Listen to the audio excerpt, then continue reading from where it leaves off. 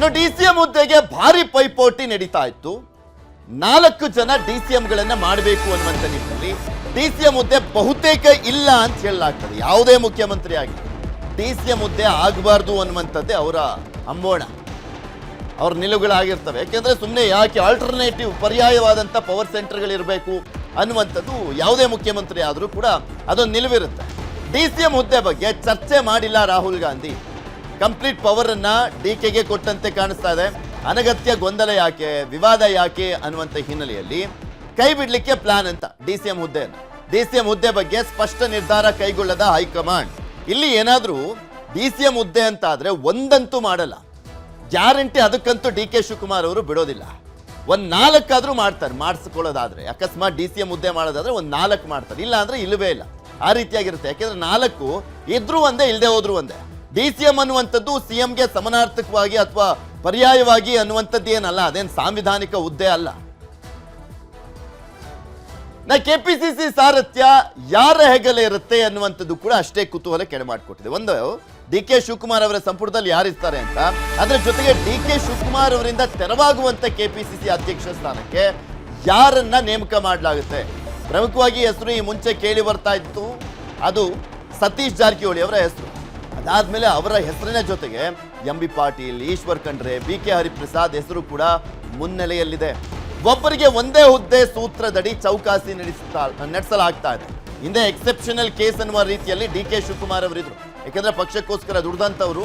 ಅವರು ಕೂಡ ಕೆಪಿಸಿಸಿ ಅಧ್ಯಕ್ಷ ಹುದ್ದೆಯ ಜೊತೆಗೆ ಡಿಸಿಎಂ ಸ್ಥಾನ, ಅದರ ಜೊತೆಗೆ ಪ್ರಮುಖ ಖಾತೆಗಳು ಜಲಸಂಪನ್ಮೂಲ, ಬೆಂಗಳೂರು ನಗರಾಭಿವೃದ್ಧಿ. ಆದ್ರೆ ಅಂಥದ್ದೇ ಸೂತ್ರ, ಅಂಥದ್ದೇ ರೀತಿಯಾದಂಥ ಹುದ್ದೆಗಳನ್ನ ನೆಕ್ಸ್ಟ್ ಬರುವಂತವ್ರಿಗೆ ಕೊಡ್ಲಿಕ್ಕೆ ಚಾನ್ಸ್ ಇಲ್ಲ, ಸಾಧ್ಯ ಇಲ್ಲ ಅಂತ ಹೈಕಮಾಂಡ್ ಹೇಳ್ತಾ ಇದೆ. ಒಬ್ರಿಗೆ ಒಂದೇ ಹುದ್ದೆ ಅಂತ. 4ರಿಂದ ಸಚಿವ ಸ್ಥಾನಕ್ಕೆ ಬೇಡಿಕೆ ಜೊತೆಗೆ ಕೆಪಿಸಿಸಿ ಅಧ್ಯಕ್ಷ ಸ್ಥಾನವನ್ನ ಕೂಡ ಕೇಳಲಾಗ್ತದೆ. ಎಂ.ಬಿ. ಪಾಟೀಲ್, ಸತೀಶ್ ಜೊತೆ ಚರ್ಚೆಯನ್ನ ಮಾಡಲಾಗ್ತದೆ. ಸಚಿವ ಸ್ಥಾನ ಬೇಡ, ಕೆಪಿಸಿಸಿ ಸಾರಥ್ಯ ಮಾತ್ರ ವಹಿಸಿಕೊಳ್ಬೇಕು ಅಂತ ಹೈಕಮಾಂಡ್ ಹೇಳ್ತಾ ಇದೆ.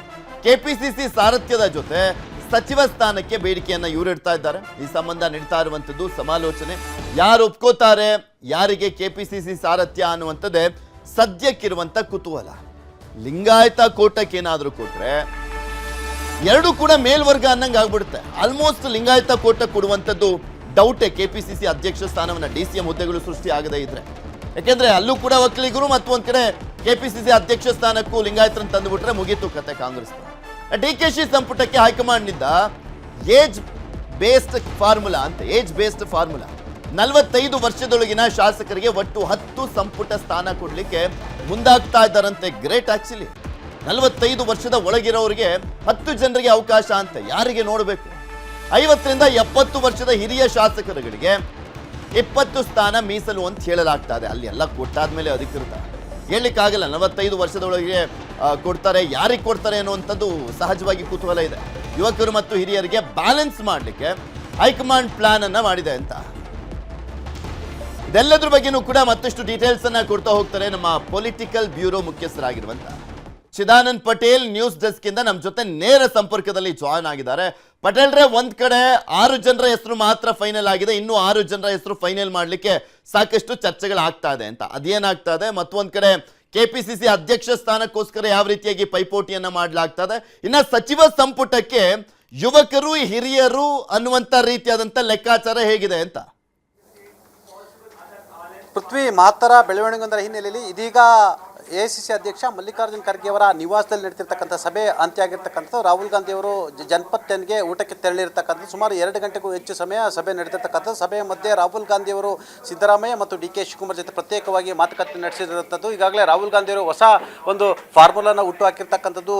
ಡಿ.ಕೆ. ಶಿವಕುಮಾರ್ ಮತ್ತು ಸಿದ್ದರಾಮಯ್ಯವರಿಗೆ ತಲೆನೋವಾಗಿ ಪರಿಣಮಿಸಿರ್ತಕ್ಕಂಥದ್ದು. ಏಜ್ ಬೇಸ್ಡ್ ಸಂಪುಟ ರಚನೆ ಮಾಡಲಿಕ್ಕೆ ರಾಹುಲ್ ಗಾಂಧಿ ಅವರು ಸೂಚನೆಯನ್ನು ಕೊಟ್ಟಿರ್ತಕ್ಕಂಥ ಹೊಸ ಮುಖಗಳ ಹೆಸರನ್ನು ಕೂಡ ಕೇಳಿರ್ತಕ್ಕಂಥದ್ದು. ಎಲ್ಲ ಲೀಸ್ಟ್ನಲ್ಲಿ ಬಹುತೇಕ ತಮ್ಮ ಆಪ್ತರು ಮತ್ತು ಹಳೆ ಮುಖಗಳ ಹೆಸರಿತ್ತು. ಹಾಗಾಗಿ ರಾಹುಲ್ ಗಾಂಧಿ ಅವರು ಹೊಸಬರಿಗೂ ಅವಕಾಶ ಕೊಡಬೇಕು, ಸೆಕೆಂಡ್ ಲೈನ್ ಲೀಡರ್ಶಿಪ್ ಅನ್ನು ನಾವು ಬೆಳೆಸಬೇಕಾಗಿರ್ತಕ್ಕಂಥದ್ದು. ಆ ಮುಖಾಂತರ ಕಾಂಗ್ರೆಸ್ ಪಕ್ಷವನ್ನು ಕಟ್ಟಲಿಕ್ಕೂ ಕೂಡ ಇದು ಅನುಕೂಲ ಆಗುತ್ತೆ ಅಂತೇಳಿ ಫಾರ್ಮುಲಾವನ್ನು ಇಟ್ಟಿರ್ತಕ್ಕಂಥ. ಅದರಲ್ಲಿ 45 ವರ್ಷ ಒಳಗಡೆ, ಅಂದರೆ 40 ಇರ್ಬೋದು, ಅದು 38, 40, 45, 47, 48 ವರ್ಷಗಳ ಒಳಗಡೆ ಇರ್ತಕ್ಕಂಥವ್ರಿಗೆ ಸುಮಾರು 15ರಿಂದ 20 ಜನರಿಗೆ ಅವಕಾಶವನ್ನು ಕೊಡಬೇಕಂತ ಹೇಳಿ ರಾಹುಲ್ ಗಾಂಧಿ ಹೇಳಿರ್ತಕ್ಕಂಥದ್ದು. ಅದೇ ರೀತಿ 50ರಿಂದ 70 ವಯಸ್ಸಿನ ಒಳಗಡೆ ಇರ್ತಕ್ಕಂಥವರಿಗೆ 15 ಅವಕಾಶಗಳನ್ನು ಕೊಡಬೇಕು. ಅಲ್ಲಿಗೆ ಒಟ್ಟಾರೆ ಈ ಒಂದು ಏಜ್ ಲಿಮಿಟ್, ಏಜ್ ಬೇಸ್ಡ್ ಫಾರ್ಮುಲಾದಿಂದ ಸ್ವತಃ ಹೈಕಮಾಂಡ್ನ ಹಿರಿಯ ನಾಯಕರುಗಳಿಗೆ ಕಂಗಾಲಾಗಿರ್ತಕ್ಕಂಥ, ಆ ಆ ಮುಖಾಂತರ ರಾಹುಲ್ ಗಾಂಧಿ ಅವರು ದೂರದೃಷ್ಟಿ ಲೆಕ್ಕಾಚಾರ ಹಾಕಿರ್ತಕ್ಕಂಥದ್ದು ಮತ್ತು ಹೊಸ ಮುಖಗಳಿಗೆ ಹೆಚ್ಚು ಅವಕಾಶ ಕೊಡಿ ಅಂತ ಹೇಳಿರ್ತಕ್ಕಂಥದ್ದು. ಸುಮಾರು 15ರಿಂದ 20ಕ್ಕೂ ಹೆಚ್ಚು ಹೊಸ ಮುಖಗಳಿಗೆ ಅವಕಾಶ ಕೊಡಿ ಅಂತ ಹೇಳಿರ್ತಕ್ಕಂಥ. ಹಾಗಾಗಿ 45 ವರ್ಷ ವಯಸ್ಸಿನವರಿಗೆ ಹೆಚ್ಚಿನ ಆದ್ಯತೆಯನ್ನು ಕೊಡುವಂಥದ್ದು ಮತ್ತು ನಂತರ 50ರಿಂದ 70 ವಯಸ್ಸಿನವರಿಗೆ ಉಳಿದಂಥ ಆದ್ಯತೆಯನ್ನು ಕೊಡ್ತಕ್ಕಂಥ. ಬಹುತೇಕ 60% ಯುವಕರಿಗೆ,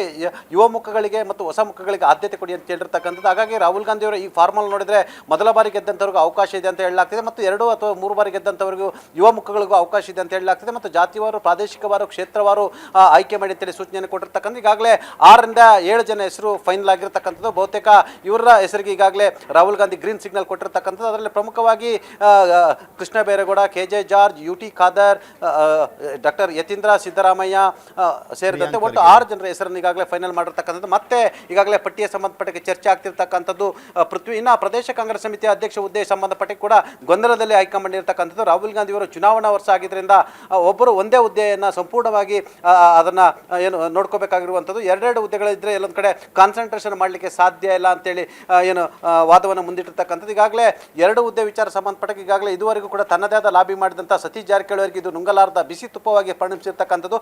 ಸತೀಶ್ ಜಾರಕಿಹೊಳಿ ಅವರು ನನಗೆ ಲೋಕೋಪಯೋಗಿ ಖಾತೆಯೂ ಬೇಕು ಮತ್ತು PCC ಅಧ್ಯಕ್ಷ ಹುದ್ದೆಯೂ ಬೇಕಂತೇಳಿ ಬೇಡಿಕೆ ಇಟ್ಟಿರ್ತಕ್ಕಂಥದ್ದು.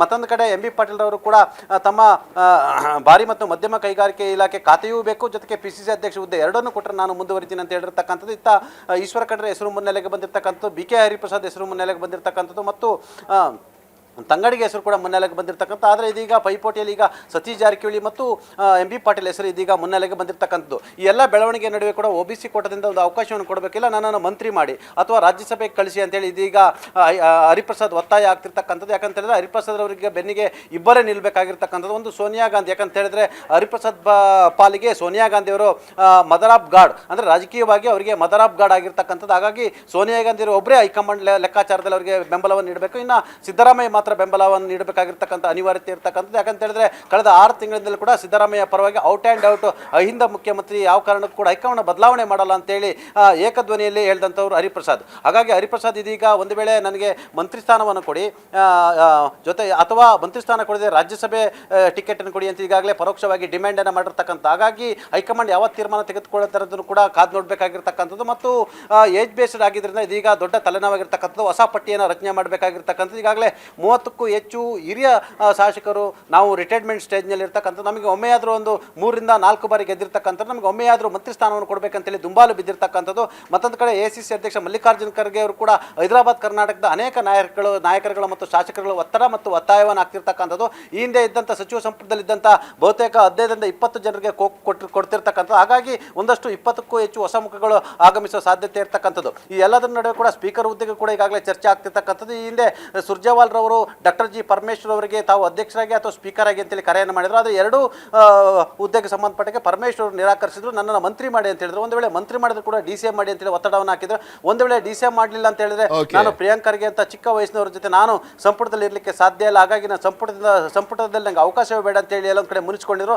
ನಂತರ ಇದೀಗ ಎಲ್ಲೊಂದು ಕಡೆ ಸೋನಿಯಾ ಗಾಂಧಿ ಅವರು ಒಂದು ವೇಳೆ ಸೂಚನೆಯನ್ನು ಕೊಟ್ಟರೆ ಪರಮೇಶ್ವರ್ ಅವರು ಸ್ಪೀಕರ್ ಆಗುವ ಸಾಧ್ಯತೆ ಇರ್ತಕ್ಕಂಥ. ಆದರೆ ಸ್ಪೀಕರ್ ಲಿಸ್ಟ್ನಲ್ಲಿ ಪ್ರಮುಖವಾಗಿ ಇದೀಗ HK ಪಾಟೀಲ್ ಹೆಸರು ಮುನ್ನೆಲೆಗೆ ಬಂದಿರತಕ್ಕಂಥದ್ದು. ಯಾಕಂತಂದರೆ ಅವರು ಕಾನೂನು ಸಚಿವರಾಗಿದ್ದಂಥವರು ಮತ್ತು ವಿಧಾನ ಪರಿಷತ್ನಲ್ಲೂ ಕೆಲಸ ಮಾಡಿದ್ದಾರೆ ಮತ್ತು ವಿಧಾನಸಭೆಯಲ್ಲೂ ಕೆಲಸ ಮಾಡಿದ್ದಾರೆ, ಸಚಿವರಾಗಿ ಕೂಡ ಅನುಭವ ಇರತಕ್ಕಂಥದ್ದು ಉತ್ತರ ಕರ್ನಾಟಕದ ಭಾಗದವರು. ಹಾಗಾಗಿ HK ಪಾಟೀಲ್ ರವರಿಗೆ ಕೊಟ್ಟರೆ ಒಳ್ಳೆಯದು ಎಂಬ ಲೆಕ್ಕಾಚಾರ ಇದೀಗ ನಡೀತಿರ್ತಕ್ಕಂಥ. ಒಟ್ಟಾರೆ ಇದೀಗ 2 ಗಂಟೆ ನಡೆದಂಥ ಸಭೆ ಅಂತ್ಯ ಆಗಿರ್ತಕ್ಕಂಥ ಸಭೆಯಲ್ಲಿ ಈಗಾಗಲೇ 6 ಹೆಸರನ್ನ ಫೈನಲ್ ಮಾಡಿರ್ತಕ್ಕಂಥದ್ದು. ಉಳಿದಂಥ 6 ಅಥವಾ 8 ಹೆಸರುಗಳ ಫೈನಲ್ ಮಾಡೋ ಸಂಬಂಧಪಟ್ಟಕ್ಕೆ ಒಂದಷ್ಟು ಚರ್ಚೆಗಳಾಗ್ತಿರ್ತಕ್ಕಂಥ. ಇದರ ನಡುವೆ ಇದೀಗ ಹೊಸ ಮುಖಗಳಿಗೆ ಅವಕಾಶ ಕೊಡುವ ಚರ್ಚೆ ಆಗೋ ಕಾರಣಕ್ಕಾಗಿ ಲಕ್ಷ್ಮೀ ಹೆಬ್ಬಾಳ್ಕರ್ ಅಂತವರಿಗೆ ಕೂಡ ಅವಕಾಶ ಮೊದಲ ಬಾರಿ ಸಿಗ್ತಾ ಇಲ್ಲ ಅಂತ ಹೇಳಲಾಗ್ತದೆ. ಆ ಬದಲಾಗಿ ಶಶಿಕಲಾ ರೂಪಾ ಶಶಿಧರ್ ಅವರಿಗೆ ಅವಕಾಶ ಸಿಗುವುದು ಬಹುತೇಕ ಖಚಿತ ಅಂತ ಹೇಳಲಾಗ್ತಿದೆ. ಮತ್ತೊಂದು ಕಡೆ KH ಮುನಿಯಪ್ಪನವರು ಕೂಡ ಲಾಬಿ ಮಾಡ್ತಿರ್ತಕ್ಕಂಥದ್ದು. ಆದರೆ KH ಮುನಿಯಪ್ಪ ಪುತ್ರಿ KGF ಶಾಸಕಿ ರೂಪಾ ಶಶಿಧರ್ ಅವರಿಗೆ ಅವಕಾಶ ಕೊಡಲಿಕ್ಕೆ ಹೈಕಮಾಂಡ್ ಇದೀಗ ತೀರ್ಮಾನ ಮಾಡಿರುವಂಥದ್ದು. ಪೃಥ್ವಿ. ಓಕೆ, ಧನ್ಯವಾದ ಚಿದಾನಂದ್ ಪಟೇಲ್ ನಿಮ್ಮೆಲ್ಲ ಮಾಹಿತಿಗಾಗಿ.